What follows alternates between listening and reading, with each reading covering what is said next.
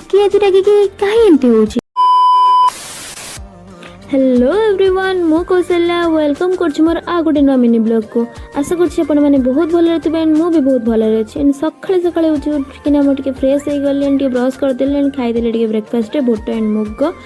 आपण माने छुआ बेले एमती स्कूल जे पई रागी होंती कि ना कमेंट रे निहति जणेबे। अरे अरे अरे अरे मु एठी कोन करूछि बस कि पढुछि ना कोन ना लाइफ को नेकी बोते आज मो टिके अधिक सीरियस हो जाई कारण पाठ साठ न पढ़िले आजिका जमाना रे तो चाकरी मिलबाटा बहुत कष्ट ना।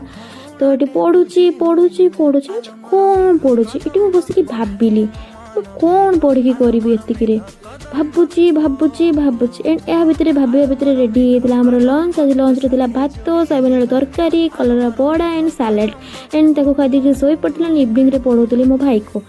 पढ़े सारा पर से केमती होची देखंतु।